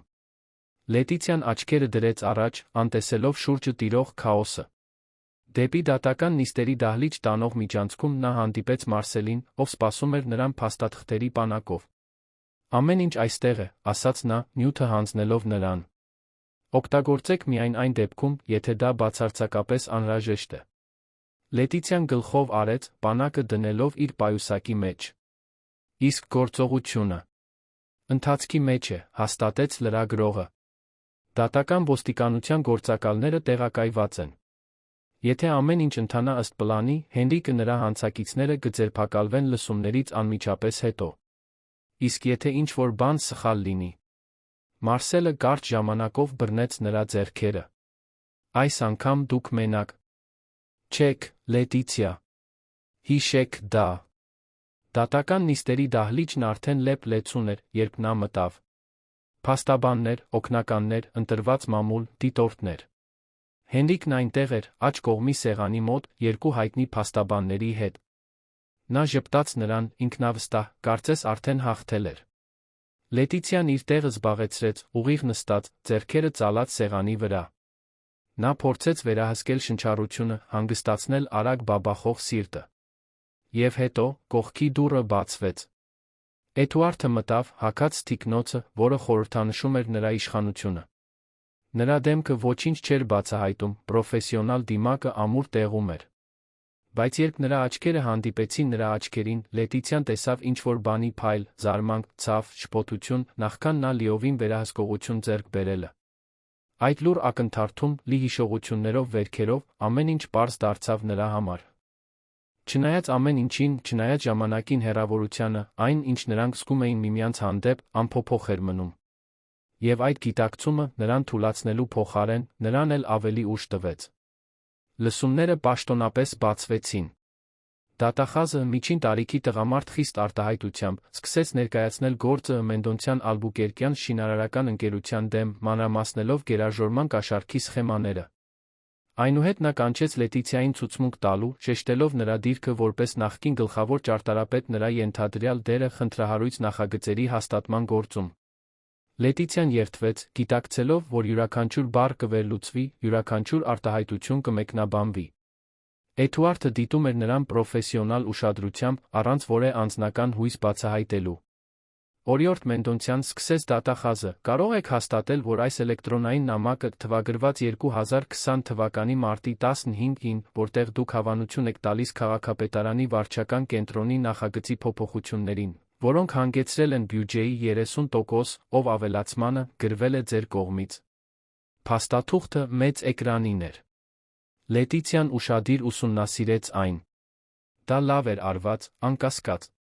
Նրա թվային ստորագրությունը իսկական էր թվում, էլեկտրոնային նամակի ձաչափը ճիշտ էր, նույնիսկ նրա գրելու ոճը ճշգրտորեն կրկնօրինակված էր։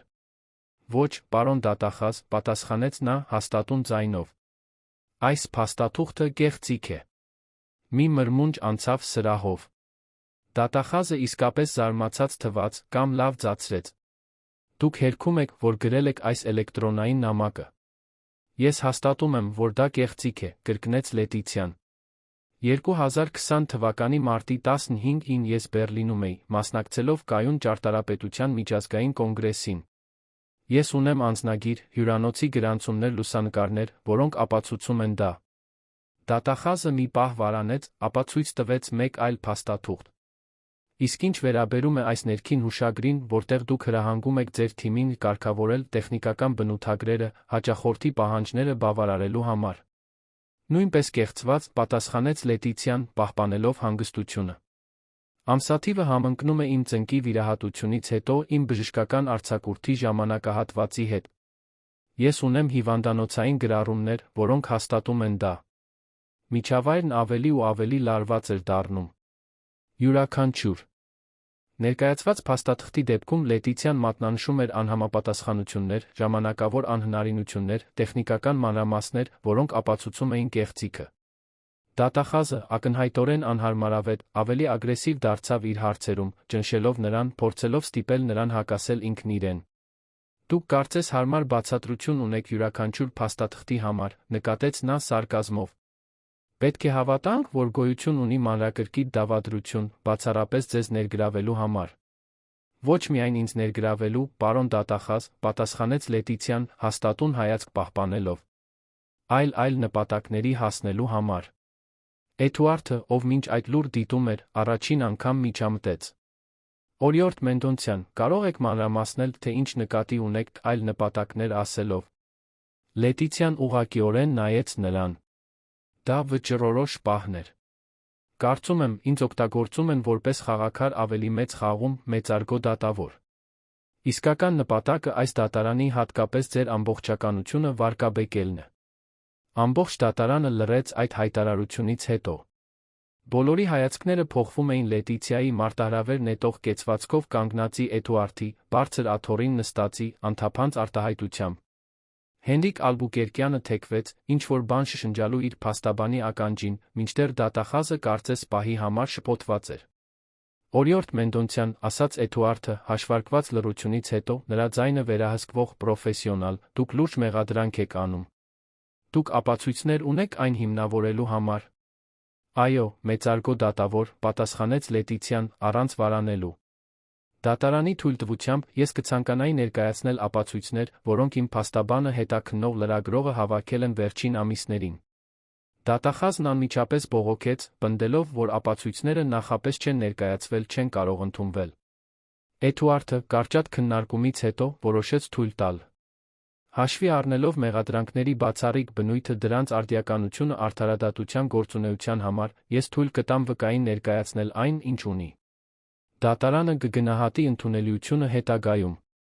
Լետիցիան բացեց իր պանակը, փաստաթղթերի պատճենները հանձնեց դատական պաշտոնյային, ով դրանք բաժանեց։ Մինչդեռ նա բացատրեց, թե ինչ էին հայտնաբերել։ Շինարարական ընկերության ներքին էլեկտրոնային նամակներ, որոնք ցույց էին տալիս իր դեմ ապացույցների դիտավորյալ կեղծում։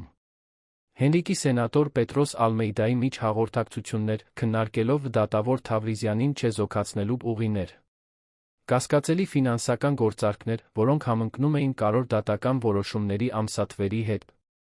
Ամենակործանարարը ներկա դատախազի Հենրիկի միջ զրույցների ձայնագրություններ, որոնք հստակորեն պլանավորում էին օգտագործել Լետիցիայի Էդուարդի միջ ցանկացած կապ, դատավորի հեռացումը պարտադրելու համար։ Ինչպե՞ս եք ձեռք բերել այդ ձայնագրությունները, հարցրեց դատախազը, ձայնը թեթակի դողալով։ Նույն կերպ, ինչպես դուք եք ձեռք բերել իմ ձայնագրությունները, պատասխանեց Լետիցիան, վերահսկվող սառնությամբ։ Տարբերությունն այն է, որ մերոնք դատական կարգով թույլատրվել են դատական ոստիկանության կողմից, որպես կոռուպցիայի հետաքննության մաս։ Քաոս տիրեց սրահում։ Փաստաբանները վեր կացան, ձայները բարձրացան, թղթակիցները սկսեցին կատաղի գրել իրենց նոթատետրերում։ Էդուարդը մի քանի անգամ հարվածեց մուրճով, կարգուկանոն պահանջելով։ Նրա դեմքը մնում էր անտարբեր, բայց նրանք, ովքեր լավ էին ճանաչում նրան, կարող էին տեսնել լարվածությունը նրա աչքերում, կոշտությունը նրա ծնոտին։ Այս լսումները դադարեցվում են 1 ժամով, հայտարարեց նա, վեր կենալով։ Բոլոր փաստաթղթերը կվերլուծվեն իմ աշխատասենյակում։ Դատական ոստիկանության դատախազության ներկայացուցիչները պետք է անմիջապես ներկայանան։ Մինչ սրահը դատարկվում էր շշուկների շահարկումների միջով, Լետիցիան մնաց նստած, ուսերը վերջապես թուլացած ամիսներ տաց լարվածությունից հետո։ Մարսելը մոտեցավ, նստելով նրա կողքին։ Դուք հիանալի էիք, ասաց նա, հայրական հպարտությամբ։ Ձեր հայրը հպարտ կլիներ։ Չի ավարտվել, պատասխանեց նա, դիտելով Հենրիկին, ում մոտենում էին դատական ոստիկանության գործակալները միջանցքում։ Մենք դեռ չգիտենք, թե ինչպես կարձագանքի Էդուարդը։ Նա կանի այն, ինչ ճիշտ է, հաստատեց Մարսելը։ Միշտ էլ արել է։ Հաջորդ 1 ժամվա ընթացքում դատարանը եռացավ գործունեությունից։ Դատական ոստիկանության գործակալները մտնում դուրս էին գալիս դատավորի աշխատասենյակից, դատախազները հավաքվում էին փակ սենյակներում, լրագրողները փորձում էին որևէ տեղեկություն ստանալ ներգրավվածներից։ Լետիցիային տարան անձնական սենյակ, որտեղ նա սպասում էր, փորձելով վերահսկել անհանգստությունը։ Երբ լսումները վերսկսվեցին, մթնոլորտը կտրուկ փոխվել էր։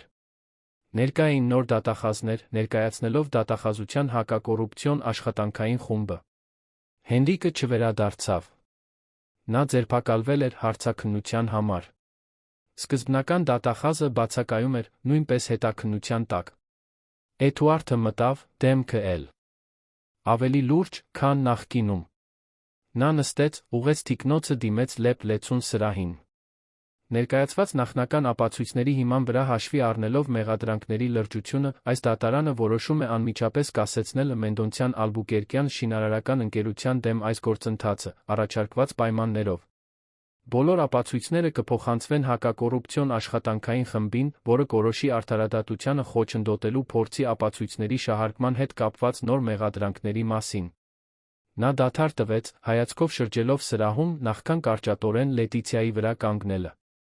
Բացի այդ, հաշվի առնելով այժմ ակնհայտ դարձած շահերի բախումը, ես ինքնաբացարկ եմ հայտնում շարունակելու նախագահել ցանկացած գործընթաց, որը ներգրավում է օրիորդ Լետիցիա Մենդոնցյանին կամ նշված շինարարական ընկերությանը։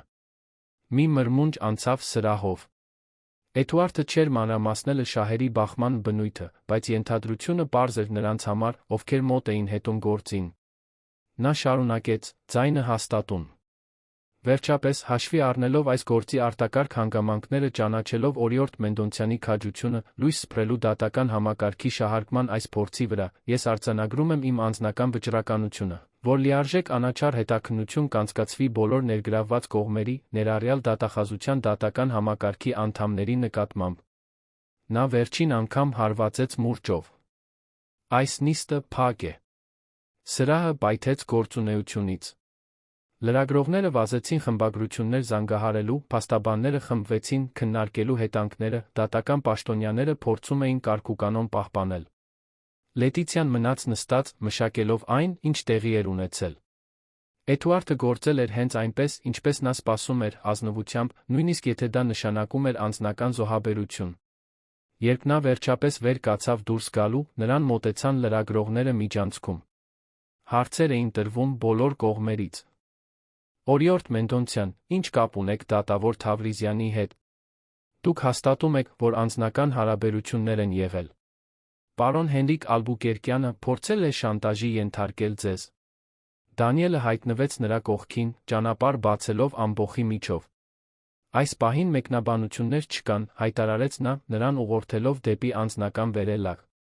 Օրիորդ Մենդոնցյանը դատական ոստիկանության պաշտպանության տակ է, պաշտոնական հայտարարություններ կանի համապատասխան ժամանակին։ Վերելակում Լետիցիան վերջապես կարողացավ շնչել։ Որտեղ է նա, հարցրեց նա Դանիելին, առանց անհրաժեշտության նշելու, թե ում։ Իր աշխատասենյակում, պատասխանեց գործակալը։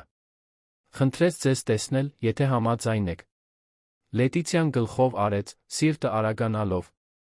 Ամիսներ տաց հարկադրական հեռավորությունից, ցավոտ լռությունից հետո նա վերջապես կբախվեր Էդուարդի հետ դեմ առ դեմ, առանց դիմակների, առանց պատրվակների։ Դատավորի աշխատասենյակը գտնվում էր դատարանի վերջին հարկում, խիստ, բայց էլեգանտ տարածք, հատակից առաստաղ գրքերի դարակներով, լայն պատուհաններով, որոնք քաղաքի համայնապատկերային տեսարան էին բացում։ Էդուարդը կանգնած էր պատուհանի մոտ, մեջքով դեպի դուռը, երբ նա մտավ։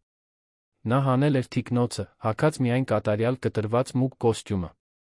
Նրա ուսերը կարծես անտեսանելի ծանրություն էին կրում։ Էդուարդ, կանչեց նա մեղմորեն, փակելով դուռը իր հետից։ Նա դանդաղ շրջվեց։ Նրա դեմքը հյուծվածություն, թեթություն էր բացահայտում հավասարապես։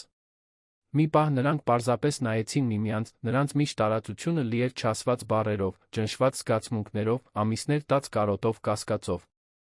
Ինչո՞ւ ինձ չասացիր, հարցրեց նա վերջապես, ձայնը խռպոտված զսպված հույզերից։ Ինչո՞ւ անհետացար այդպես։ Ձեզ պաշտպանելու համար, պատասխանեց Լետիցիան, վարանող քայլ անելով դեպի նա։ Երբ ստացա կանչագիրը, տեսա ձեր անունը որպես գործի դատավոր, հասկացա, որ մեր միջ ցանկացած կապ կօգտագործվի ձեր դեմ։ Ձեր կարիերան, ձեր համբավը, այն ամենը, ինչի համար դուք աշխատել եք։ Ուրեմն դուք միայնակ որոշեցիք, որ ավելի լավ է հեռանալ, եզրակացրեց նա, առանց մեղադրանքի, պարզապես փաստը արձանագրելով։ Առանց ինձ ընտրության հնարավորություն տալու, առանց վստահելու, որ մենք կարող էինք միասին լուծում գտնել։ Մաքուր լուծում չկար, փաստարկեց նա։ Եթե դուք անմիջապես ինքնաբացարկ հայտնեիք, դա կասկածներ կառաջացներ։ Եթե շարունակեիք գործը, իմանալով մեր այն, ինչ եղել է մեր միջ, կվարկաբեկեիք ձեր ամբողջականությունը։ Եվ դուք կարծեցիք, որ ես կնախընտրեի իմ կարիերան ձեզ։ Հարցը կախված մնաց օդում, ուղիղ կործանարար։ Լետիցիան զգաց, որ արցունքներ են գոյանում, բայց զսպեց դրանք։ Ես կարծեցի, որ դուք չպետք է ընտրեք, պատասխանեց նա, դողացող ձայնով։ Ձեր ազնվությունը որպես դատավոր ձեր էության մի մասն է, Էդուարդ։ Ես չէի կարող լինել այն մարդը, ով դա կխլեր ձեզնից։ Նա դանդաղ քայլեց դեպի նա, կրճատելով ֆիզիկական հեռավորությունը, որը նրանց միջ գոյություն ուներ այդքան երկար ժամանակ։ Դուք մի բանով ճիշտ եք, ասաց նա, ձայնը այժմ ավելի մեղմ։ Իմ ամբողջականությունը ինձ համար հիմնարար է։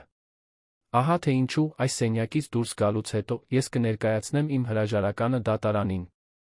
Ինչ։ Լետիցիան տագնապած նայեց նրան։ Դուք չեք կարող դա անել։ Ոչ հիմա, ոչ այն ժամանակ, երբ մենք ապացուցեցինք, որ դուք ամբողջ ժամանակ ճիշտ էիք։ Հենց այդ պատճառով, բացատրեց նա։ Իմ անաչառությունը վարկաբեկվել է ոչ թե այն պատճառով, որ ես զիջել եմ կոռուպցիային, այլ այն պատճառով, որ սիրահարվել եմ։ Եվ թե ես տեխնիկապես ոչ մի կանոն չեմ խախտել, մեր կարճատ ներգրավվածությունը տեղի է ունեցել մինչ այս գործը, ես չեմ կարող շարունակել, կարծես ոչինչ տեղի չի ունեցել։ Դուք ամեն ինչից հրաժարվում եք իմ պատճառով, հարցրեց նա, մեղքը ակնհայտ իր ձայնում։ Էդուարդն առաջին անգամ ժպտաց, հոգնած, բայց անկեղծ ժպիտ։ Ոչ, Լետիցիա։ Ես ընտրում եմ հավատարիմ լինել ինքս ինձ։ Եվ միգուցե ավելի կարևոր, ես վերջապես ընտրություն եմ կատարում, պարզապես նախապես որոշված ճանապարհով գնալու փոխարեն։ Նա քնքշորեն դիպավ նրա դեմքին, մատները հարգանքով հետեցին նրա այտի ուրվագծին։ Այս վերջին ամիսները առանց ձեզ իմ կյանքի ամենադատարկն էին։ Ես կարծեցի, որ կորցրել եմ մի բան, որը հազիվ էի հասցրել ճանաչել, որ գտել էի։ Լետիցիան այլևս չկարողացավ զսպել արցունքները։ Դրանք ազատորեն հոսեցին, մինչ նա իրեն թույլ տվեց, վերջապես, զգալ այն ամենը, ինչ ճնշել էր, վախը, կարոտը, սերը, որն աճել էր նույնիսկ բացակայության պայմաններում։ Ես ամեն օր մտածում էի ձեր մասին, խոստովանեց նա։ Ես ատում էի անտարբերություն ծածնելը, ստիպված լինելով անտեսել ձեր հաղորդագրությունները, իմանալով, թե որքան եք տառապում։ Այլս ոչ, խոստացավ Էդուարդը, նրան ավելի մոտ քաշելով։ Բավական է միայնակ զոհաբերություններից։ Այն, ինչ կգա հետո։ Մենք միասին կդիմակայենք։ Երբ նրանց շրթունքները վերջապես հանդիպեցին, դա կարծես տուն վերադառնալ լուր ցավոտ աքսորից հետո։ Համբույրը պարունակում էր ամեն ինչ, ներողություններ, խոստումներ, կարոտ, հույս։ Նրա ձեռքերը բռնում էին նրա դեմքը, կարծես այն ամենաթանկարժեք գանձն էր, մինչդեռ նա կառչում էր նրա վերնաշապիկից, վախենալով, որ նա կարող է անհետանալ, եթե բաց թողնի նրան։ Դռանը թեթակի հպումը բաժանեց նրանց։ Դանիելը մտավ, կարծես ամաչած պահը ընդհատելու համար։ Ներողություն, պարոն Թավրիզյան, բայց լրագրողները գրեթե քանդում են դռները։ Դատարանը պաշտոնական հայտարարություն է խնդրում։ Էդուարդը հոգոց հանեց, ակնհայտորեն հավաքվելով։ Շնորհակալություն, գործակալ Վասկոնսելոս։ Ես այնտեղ կլինեմ 5 րոպեից։ Երբ Դանիելը դուրս եկավ, Էդուարդը շրջվեց դեպի Լետիցիան։ Սա մեդիա կրկես կլինի։ Նրանք պատրաստ են ամեն ինչ սկանդալի կամ սերիալի սիրավեպի վերածել։ Եվ ինչպես պետք է դա կարգավորենք, հարցրեց նա անհանգստացած։ Ճշմարտությամբ, պարզապես պատասխանեց նա։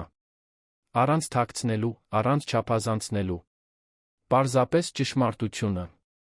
Մենք ծանոթացանք, հեռացանք, երբ շահերի բախում առաջացավ, հիմա ես հրաժարվում եմ գործից, գործընթացի ամբողջականությունը պահպանելու համար։ Իսկ մենք։ Ինչ կլինի հիմա։ Էդուարդը նայեց նրան այնպիսի ինտենսիվությամբ, որ նրա սիրտը արագացավ։ Դա կախված է ձեզնից։ Ես գիտեմ, թե ինչ եմ ուզում, Լետիցիա։ Ես ուզում եմ ձեզ հետ իրական բան կառուցել, մի բան, որը պետք չէ թաքցնել կամ պաշտպանել։ Բայց չեմ կարող խոստանալ, որ դա հեշտ կլինի։ Երբեք հեշտ չեմ ուզեցել, պատասխանեց նա, անկեղծ ժպիտով։ Պարզապես ճշմարիտ եմ ուզեցել։ Նրանք միասին դուրս եկան աշխատասենյակից, ոչ թե ձեռք ձեռքի տված, դեռ պետք էր հարգել արձանագրությունները, այլ կողք կողքի, միավորված նպատակով։ Լրագրողների ամբոխը սպասում էր նրանց, տեսախցիկները պատրաստ, ձայնագրիչները մեկնած։ Էդուարդը կարճ ուղղակի հայտարարություն արեց, առանց զարդարանքների կամ չափազանցված արդարացումների։ Նա բացատրեց, որ հեռանում է գործից, վկաներից մեկի հետ նախկին անձնական հարաբերությունների պատճառով, որ այդ հարաբերությունները դադարեցվել էին հենց հակամարտություններից խուսափելու համար, որ իր հրաժարականը դատական պաշտոնից անձնական որոշում էր, պահպանելու ինչպես իր, այնպես էլ դատական համակարգի ամբողջականությունը։ Ես 20 տարի ծառայել եմ արդարադատությանը, եզրակացրեց նա։ Եվ հենց դրան հարգելու համար եմ հեռանում հիմա, որպեսզի կասկածից տվեր չլինի ընթացիկ գործընթացների անաչառության վրա։ Հաջորդ օրերը մեդիա փոթորիկ էին։ Սենսացիոն վերնագրեր, իրավական վերլուծություններ, էթիկական բանավեճեր, շահարկումներ երկուսի ապագայի մասին։ Դատավորը ճարտարապետը։ Սեր, թե դավադրություն։ Թավրիզյանը հրաժարական է տալիս սիրո համար։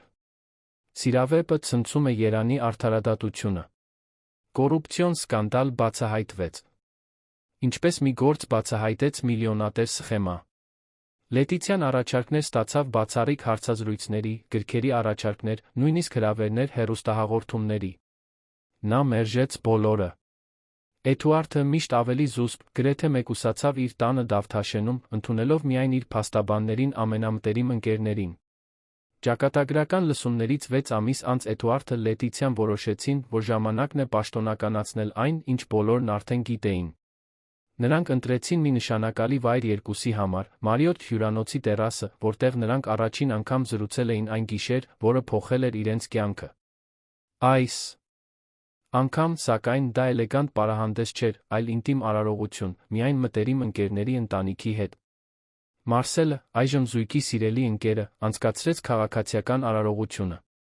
Դանիելը, ով շարունակում էր աշխատել դատական ոստիկանությունում, բայց պահպանում էր կանոնավոր կապ, պատվավոր հյուրերի թվում էր։ Էդուարդի քույրը, Գյումրիից հատուկ այդ առիթով եկած, ժպտում էր արցունքոտ աչքերով, մեկնաբանելով, որ երբեք չէր պատկերացրել, որ կտեսներ իր խիստ ավագ եղբորը այդքան ակնհայտ սիրահարված։ Երդումները պարզ էին, անկեղծ, առանց ավելորդ զարդարանքների, ինչպես իրենք։ Էդուարդը խոստացավ այլս երբեք թույլ չտալ, որ պարտականությունը մթագնի սերը, այլս երբեք թույլ չտալ, որ խոցելիության վախը հեռացնի իրեն երջանկությունից։ Լետիցիան երդվեց չփախչել դժվար պահերին, վստահել, որ միասին ավելի ուժեղ են, քան առանձին, կառուցել տուն, հիմնված ճշմարտության փոխադարձ աջակցության վրա։ Հետագա խնջույքը աշխույժ էր, բայց զուսպ։ Կենդանի երաժշտություն, համեղ ուտեստներ, որակյալ շամպայն, բայց առանց շքեղության կամ չափազանցությունների։ Կարորը ոչ թե արտաքին տեսքն էր կամ տպավորությունները, այլ այն անկեղծ ուրախությունը, որը նրանք կիսում էին։ Երբ Արը սկսեց մայր մտնել Հրազդան գետի վրա, ոսկեգույն վարդագույն երանգներ գցելով ծովի վրա, Էդուարդը Լետիցիային տարավ միայնակ պահի նույն տերասում, որտեղ ամեն ինչ սկսվել էր։ 1 տարի առաջ, եթե ինչ-որ մեկն ինձ ասեր, որ ես այստեղ կլինեմ ամուսնանալով այն ճարտարապետի հետ, ում հրապարակայնորեն քննադատել էի դատական պաշտոնից հրաժարական տալուց ազգային մասշտաբի սկանդալի դիմակայելուց հետո։ Էդուարդը մեղմ ծիծաղեց։ Դուք կհրամայեիք ձերբակալել այդ մարդուն անհարգալից վերաբերմունքի համար, լրացրեց Լետիցիան խաղային ժպիտով։ Հավանաբար խոստովանեց նա, գրկելով նրան իրանից, մինչ նրանք դիտում էին տեսարանը։ Կյանքը հետաքրքիր հումորի զգացում ունի։ Եվ պոետիկ արդարության զգացում, ավելացրեց նա։ Երանի ամենասարսափելի դատավորը քաղաքի ամենավերահսկող ճարտարապետը, երկուսն էլ ստիպված էին հրաժարվել վերահսկողությունից, ավելի մեծ բան գտնելու համար։ Էդուարդը քնքշորեն համբուրեց նրա ճակատը։ Ես չեմ զգում, որ կարևոր բանից հրաժարվել եմ։ Ես պարզապես փոխանակեցի ամբողջականության մի ձ մեկ այլ, ավելի ամբողջականով։ Ապագան դեռ մարտահրավերներ էր ներկայացնում։ Կլինեին ավելի շատ ցուցմունքներ, ավելի շատ հետաքննություններ, որոնցում երկուսն էլ կկանչվեին մասնակցելու։ Զլմ-ները դեռ դիտում էին նրանց, թե ավելի քիչ կատաղությամբ, քանի որ նոր սկանդալներ էին գրավում վերնագրերը։ Նրանց կարիերաները անցումային փուլում էին, վերակառուցվում էին նոր հիմքերի վրա։ Բայց այնտեղ, Երանյան մայրամուտի ոսկեգույն լույսով ողողված այդ տերասում, հարսանեկան խնջույքի հեռավոր աղմուկով որպես սաունդթրեք, Էդուարդը Լետիցիան գիտեին, որ կատարել էին ճիշտ ընտրությունը։ Ոչ ամենահեշտը, ոչ ամենաավանդականը, ոչ էլ ամենաապահովը, բայց միակը, որը թույլ էր տալիս նրանց լինել լիովին ճշմարիտ, աշխարհի իրենց հետ։ Պատրաստ եք մեր հաջորդ մարտին, տիկին Թավրիզյան Մենդոնցյան, հարցրեց Էդուարդը, մի ժպիտով, որը պահում էր միայն նրա համար։ Միշտ, պարոն Մենդոնցյան Թավրիզյան, պատասխանեց Լետիցիան, ոտքերի ծայրերի վրա բարձրանալով, նրան համբուրելու։ Եվ մինչ Արը մայր էր մտնում հորիզոնում, նշելով օրվա ավարտը աստղազարդ գիշերվա սկիզբը, նրանք մեկ անգամ կնքեցին այն պարտավորությունը, որը ստանձնել էին։ Միասին դիմակայել կյանքին, առանց այլս փախուստների, առանց այլս միայնակ զոհաբերությունների։ Որովհետև ի վերջո երկուսն էլ սովորել էին, որ ամենաարդար դատավճիռը գալիս է ոչ թե օրենքից կամ սոցիալական կոնվենցիաներից, այլ սրտից։ 2 տարի անց, արոտ կիրակի առավոտյան, Էդուարդը դիտում էր Լետիցիային կողքին քնած, Արի առաջին շողերը ընդգծում էին նրա շագանակագույն մազերի պղնձագույն շերտերը, որոնք տարածված էին բարձի վրա։ Նրա դեմքի խաղաղ արտահայտությունը հակադրվում էր այն ինտենսիվությանը, որը նա ցուցաբերում էր արթուն ժամանակ, միշտ կենտրոնացած, միշտ շարժման մեջ, միշտ պլանավորելով հաջորդ նախագիծը։ Այժմ ավելի քան երբե, նա կարիք ուներ հանգստի այդ պահերին։ Էդուարդը թեթակի դրեց ձեռքը Լետիցիայի փորի փոքրիկ բարձրության վրա, դեռ գրեթե աննկատ սավանի տակ։ Հղիության 4 ամիս նա շարունակում էր աշխատել նույն ինտենսիվ ռիթմով, միայն դժկամորեն համաձայնվելով կրճատել գրասենյակում անցկացրած ժամերը բժշկի, իր իսկ պնդումից հետո։ Հղիության լուրը անսպասելի էր, բայց խորապես ցանկալի։ Միասին անցկացրած առաջին տարիների անկարգություններից հետո նրանց կյանքը վերջապես գտել էր հարմարավետ հավասարակշռություն։ Էդուարդն այժմ սահմանադրական իրավունքի ամբիոնի համակարգողն էր, հարգված ինչպես գործընկերների, այնպես էլ ուսանողների կողմից։ Լետիցիան դարձել էր էթիկական կայուն ճարտարապետության հեղինակություն, հաճախ հրավիրվում էր դասախոսություններ կարդալու հանրային նախագծերում թափանցիկության կարողության մասին։ Միասին նրանք ստեղծել էին «Թափանցիկ արդարադատությունը» հիմնադրամը, շահույթ չհետապնդող կազմակերպություն, որը նվիրված էր դատական շահարկման զոհերին պաշտպանելուն համակարգում բարեփոխումներ խթանելուն։ Աշխատանքը գոհացուցիչ էր, թե դժվարին։ Սպառնալիքները ժամանակի ընթացքում նվազել էին, բայց երբեք լիովին չէին դադարել, այն գինը, որը նրանք վճարում էին այդքան խորապես արմատացած կոռումպացված համակարգի դեմ կանգնելու համար։ Հղիության լուրը նոր մտածմունքներ էր բերել։ Անվտանգության հարցեր, որոնք նախկինում կառավարելի էին թվում, այժմ նոր շտապողականություն էին ստանում։ Փոփոխությունների մասին զրույցները միգուցե ավելի մեծ տուն տեղափոխվելու, միգուցե ավելի փոքր քաղաք տեղափոխվելու, միգուցե մեկ այլ մարզ տեղափոխվելու մասին ավելի հաճախակի էին դառնում։ Լետիցիան թեթակի շարժվեց, նրա աչքերը դանդաղ բացվեցին, հարմարվելով առավոտյան լույսին։ Գտնելով Էդուարդի հայացքը իր վրա հառած, նա քնկոտ ժպտաց։ «Որքան ժամանակ եք ինձ դիտում քնած», հարցրեց նա, ձայնը դեռ քնից խռպոտ։ «Բավարար չէ», պատասխանեց նա, թեքվելով նրան մեղմ համբուրելու։ «Դուք խոսում եք քնած ժամանակ, գիտեիք»։ «Սուտ է», բողոքեց նա, ձգվելով ինչպես կատուն արի տակ։ «Ինչ եմ իբր ասել»։ Ինչ-որ բան դորիական սյուների կայուն տարածքների մասին, իմպրովիզացրեց Էդուարդը, խաղային ժպիտով։ «Նույնիսկ քնած ժամանակ եք աշխատում»։ Լետիցիան թեթ հարվածեց նրա թին, ծիծաղելով։ «Եվ դուք նույնիսկ արթուն ժամանակ եք վերլուծում վարքագիծը։ Մի անգամ դատավոր, միշտ դատավոր»։ Այդ կատակը կրկնվող էր նրանց միջ, այն մասին, թե ինչպես, չնայած իրենց մասնագիտական կյանքի փոփոխություններին, նրանց էությունները մնում էին նույնը։ Էդուարդը դեռ ամեն ինչ վերլուծում էր դատավորի քննադատական հայացքով։ Լետիցիան դեռ նախագծում կազմակերպում էր որպես մանրակրկիտ ճարտարապետ։ «Ինչպե՞ս եք դուք երկուստ այս առավոտ», հարցրեց Էդուարդը, ձեռքը նորից դնելով նրա փորին։ «Երեկ», ուղղեց Լետիցիան, գաղտնի ժպիտով։ Էդուարդը թարթեց աչքերը, փորձելով մշակել տեղեկությունը։ «Երեկ»։ Բժիշկը երեկ հաստատեց, երբ դուք համալսարանում հանդիպման մեջ էիք, բացատրեց նա, իր ձեռքը դնելով նրա ձեռքի վրա։ Երկվորյակներ։ Դեռ վաղ է սեռը իմանալու համար, բայց նրանք հաստատ երկուսն են։ Էդուարդի արտահայտությունը զարմանքից անցավ ցնցումի, ապա բացարձակ ուրախության։ Երկվորյակներ, կրկնեց նա, կարծես բառը փորձելով։ Երկու երեխա։ Միաժամանակ։ Դա սովորաբար երկվորյակների սահմանումն է, այո, կատակեց Լետիցիան, հիացած նրա արձագանքով։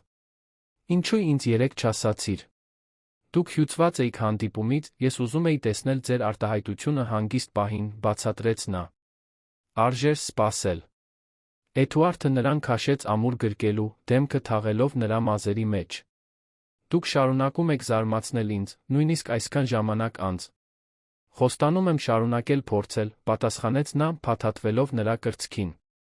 Առնվազն 50 տարի կամ ավելի։ Կյանքը, որը նրանք միասին կառուցել էին, կատարյալ չէր։ Դեռ կային մարտահրավերներ, մտահոգություններ, դժվար օրեր։ Գործը, որը նրանց միավորել էր, թողել էր սպիներ թշնամիներ։ Բայց այդ արոտ կիրակի առավոտյան Լետիցիայի ներսում աճող ոչ թե մեկ, այլ երկու նոր սկիզբների խոստումով, ապագան պայծառ էր թվում լի հնարավորություններով։ Նրանք սովորել էին ամենադժվար ճանապարհով, որ կյանքը հազվադեպ է հետում մանրակրկիտ պլաններին կամ վերջնական դատավճիռներին, որ երբեմն քաջության ամենամեծ արարքները տեղի չեն ունենում դատարաններում կամ մեծ նախագծերում, այլ վստահելու, մնալու, սերը ընտրելու ամենօրյա որոշումներում, նույնիսկ երբ ավելի հեշտ կլիներ նահանջել։ Եվ մինչ արը բարձրանում էր Երանի երկնքում, լույս սփռելով նոր օրվա վրա, Էդուարդը Լետիցիան իրենց թույլ տվեցին մի քանի հանգիստ պահեր միասին, իմանալով, որ անկախ նրանից, թե ինչ մարտահրավերներ կբերի ապագան, նրանք դրանցից յուրաքանչյուրին կդիմակայեն, ինչպես խոստացել էին։ կողք կողքի, առանց այլս փախուստների, առանց այլս միայնակ զոհաբերությունների։ Որովհետև ի վերջո երկուսն էլ սովորել էին ամենակարևոր դասը, որ կյանքը, ինչպես արդարադատությունը, ճարտարապետությունը, սերը, կատարելության մասին չէ, այլ ամբողջականության։ Մի բան կառուցելու մասին, որը կմնա, նույնիսկ երբ ամենաուժեղ քամիներն են փչում։ Տարածքներ ֆիզիկական հուզական ստեղծելու մասին, որտեղ ճշմարտությունը կարող է գոյություն ունենալ իր ամբողջ անկատար բարդության մեջ։ Եվ դա, միգուցե, ամենամեծ գործն էր, որ նրանցից յուրաքանչյուրը երբևէ ստեղծել էր։